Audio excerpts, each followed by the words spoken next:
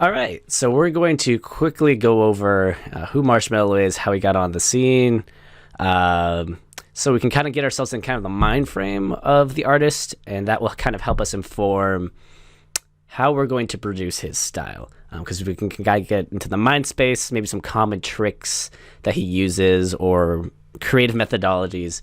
That allows us to kind of take his style, recreate it, and then, when we're making our own styles, because at the end of the day, this is what we're trying to do, we can take inspiration from him and then craft it in our own way.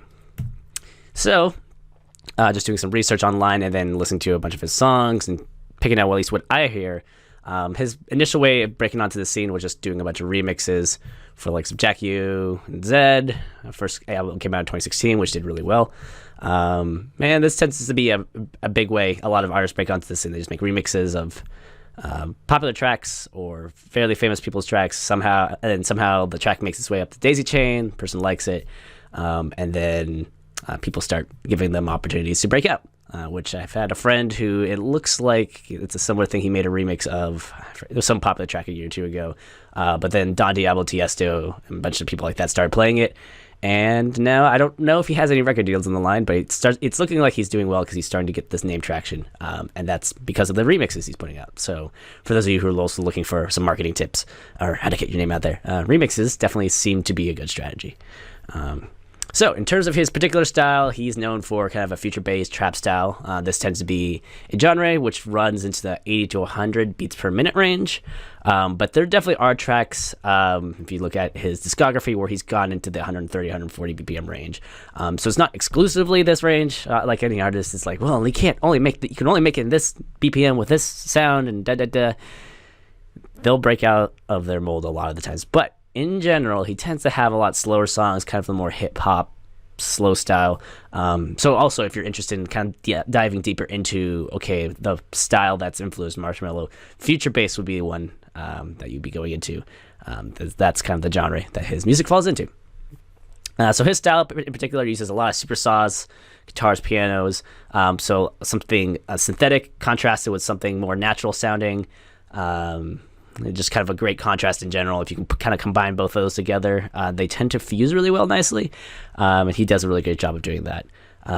Listening to kind of his beat, his percussion elements, a lot of kind of hip-hop style, some really fast hi-hats, doing crazy like 16th or 32th notes at weird times.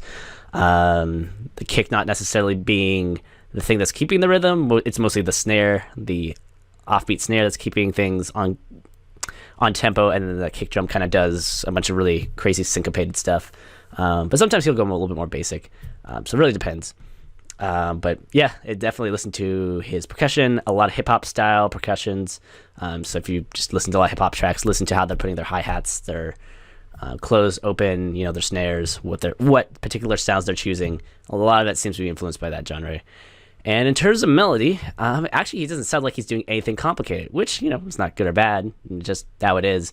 But he doesn't tend to use a lot of crazy chord progressions like you would see, like a Madeon or a Zed or a Porter Robinson, where they're, they're sometimes oscillating between scales, where they're doing like a major chord substitution or adding sevenths and ninths and crazy 13th notes that come out of nowhere.